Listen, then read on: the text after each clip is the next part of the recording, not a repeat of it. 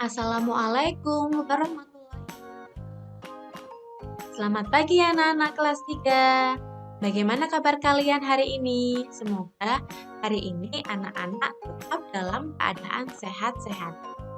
Hari ini anak-anak akan kembali Leli.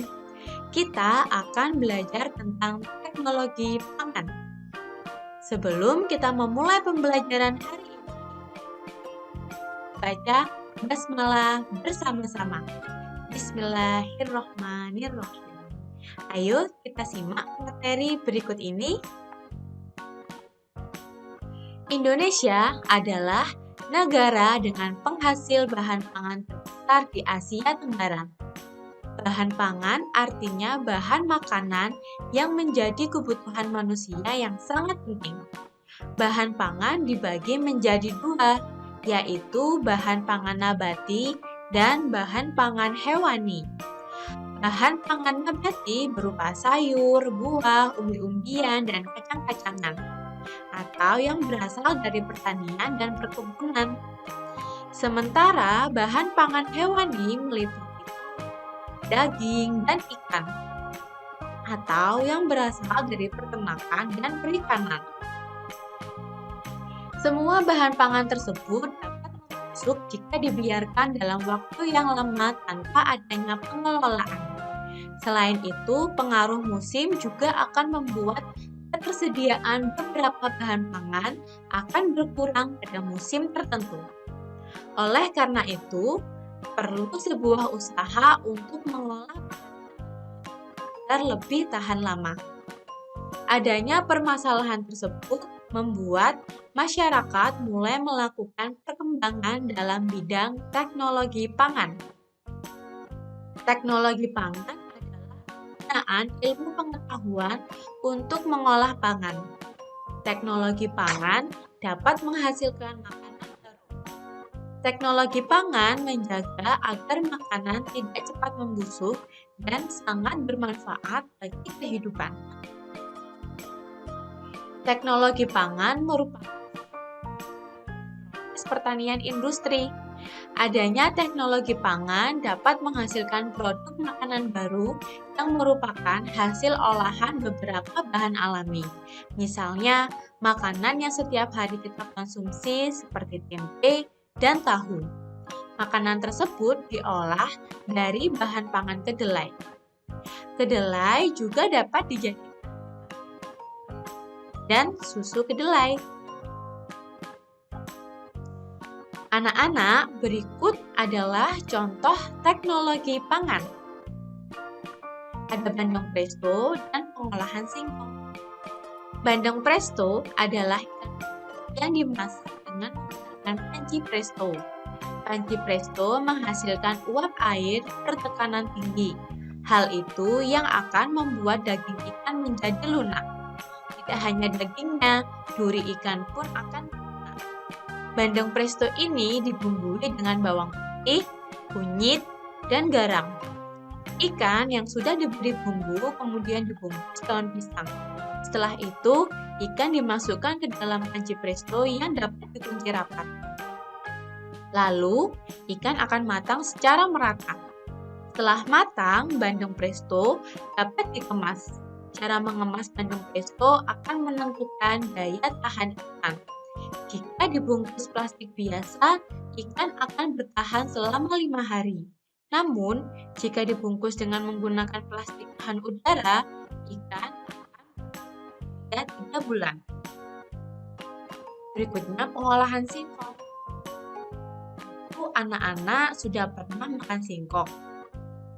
Di daerah Sumatera Barat, singkong diolah berbagai macam makanan, mulai dari lauk pauk hingga makanan ringan, seperti gulai singkong, kue talam singkong, dan kacimui. Merupakan makanan yang biasa dibuat untuk konsumsi sehari-hari. Singkong goreng juga sering dibuat di rumah. Daya tahannya paling lama adalah 2 hari.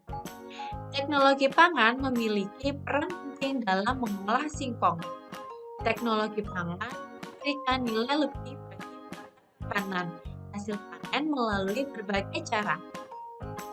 Tekniknya adalah melalui pengemasan dan penyimpanan. Dengan demikian, singkong dapat dinikmati dalam jangka waktu lebih lama. Dengan adanya teknik pengawetan dan pengemasan bahan pangan, singkong dapat diolah menjadi berbagai jenis makanan. Singkong diolah menjadi dakak-dakak, karak kaliang, rendang singkong, dan karupuak singkong. Teknik pengemasan yang baik mampu membuat makanan awet hingga 3 bulan atau lebih. Contoh berikutnya yaitu susu sapi. Susu merupakan hasil utama dari sapi perah.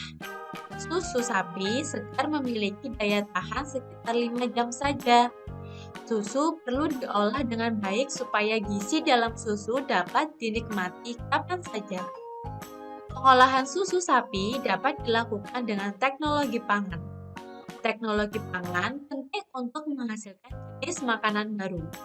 Teknologi pangan juga menjaga agar makanan tetap awet. Susu sapi dapat diolah menjadi makanan baru. Contohnya adalah yogurt, keju, permen, mentega, hingga es krim. Hasil olahan susu sapi biasanya sangat disukai oleh anak-anak. Dalam proses pengolahan susu, yang paling penting setelah hasilnya adalah cara mengemasnya. Pengemasan produk dapat menentukan daya tahan makanan tersebut. Daya tahan susu yang dikemas dengan plastik biasa akan berbeda dari susu yang dikemas dengan kardus kedap udara. Berikutnya yaitu cara membuat tahu. Cara membuat tahu juga cukup mudah loh. Yang pertama, menghaluskan dan merebus kedelai. Kemudian hasil rebusan hingga tak ada ampas. Kemudian hasil rebusan dimasak lagi hingga menjadi susu kedelai. Setelah diberi cuka dan didinginkan, adonan tahu siap untuk dicetak. Selain cara membuat tahu, ada juga cara membuat tempe. Kedelai merupakan hasil pertanian yang memiliki banyak manfaat. Tempe adalah salah satu hasil teknologi pangan dari kedelai. Cara membuatnya pun cukup mudah. Kacang kedelai digunakan untuk membuat tempe. Selain itu, ditambahkan ragi tempe serta daun pisang. Langkah yang pertama dalam membuat tempe yaitu kacang kedelai dicuci hingga bersih.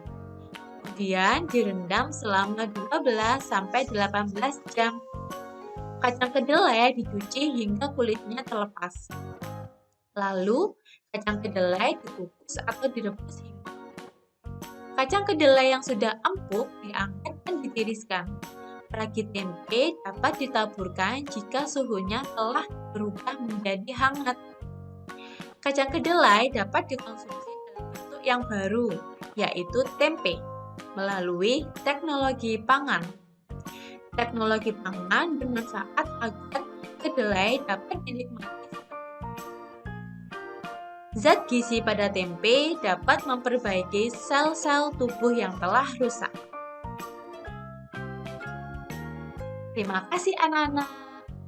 Tadi adalah materi tentang teknologi pangan. Semoga materi yang telah Bu Leli sampaikan dapat bermanfaat bagi anak-anak semua. Tetap semangat ya belajar dari rumah. Jangan lupa untuk sholat 5 waktu, rajin mengaji, dan juga membantu orang tua di rumah. Sekian materi dari Bu Leli hari ini. Bu Leli akhiri. Wassalamualaikum warahmatullahi wabarakatuh. Sampai jumpa.